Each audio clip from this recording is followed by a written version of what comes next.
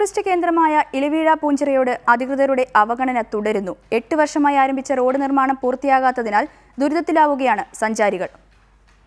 പ്രകൃതി മനോഹാരിതയും അതിസാഹസികതയും ഒന്നുചേരുന്ന പ്രധാന ടൂറിസ്റ്റ് കേന്ദ്രങ്ങളിലൊന്നാണ് ഇലവീഴ പൂഞ്ചിറ.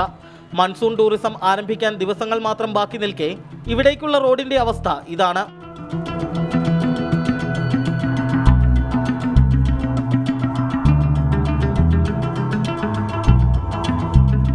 ഉരുളൻ കല്ലുകളും പൊട്ടിപ്പൊളിഞ്ഞ മെറ്റൽ കഷ്ണങ്ങളും ചിതറിക്കിടക്കുന്ന വഴിയിലൂടെ ചാടിമറിഞ്ഞു വേണം വാഹനങ്ങൾക്ക് സഞ്ചരിക്കാൻ. 2008-ൽ നബാർഡിന്റെ ഫണ്ട് ഉപയോഗിച്ച് റോഡ് നിർമ്മാണം ആരംഭിച്ചിരുന്നു.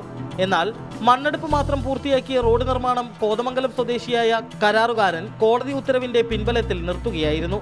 കരാറിന് അവകാശവാദം ഉന്നയിച്ചുയർന്ന തർക്കങ്ങളും റോഡിന്റെ നിർമ്മാണം തടസ്സപ്പെടുത്തി. ജനപ്രതിനിധികളും അതുപോലെ തന്നെ ഉദ്യോഗസ്ഥരും കോൺട്രാക്ടറും ഇവരുമായിട്ടെല്ലാം സംസാരിക്കുമ്പോഴും ഇവരെല്ലാവരും അങ്ങോട്ടും ഇങ്ങോട്ടും പഴിചാരി വർക്കിന്റെ കാര്യത്തിൽ, സർക്കാരിന്റെ കാര്യത്തിൽ, ജനപ്രതിനിധികളുടെ കാര്യത്തിൽ, ഉദ്യോഗസ്ഥരുടെ കാര്യത്തിൽ അവരുടെ അലംഭാവം കൊണ്ടാണ് എന്ന് പഴിചാരിക്കൊണ്ട് സാധാരണ ജനങ്ങളെ ബുദ്ധിമുട്ടിക്കുന്ന ഒരവസ്ഥയിലേക്കാണ് ഇപ്പോൾ കാര്യങ്ങൾ എത്തിക്കൊണ്ടിരിക്കുക.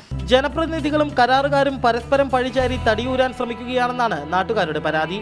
ടിൻസ് ജെയിംസിനൊപ്പം റിപ്പോർട്ടർ ഇടുക്കി.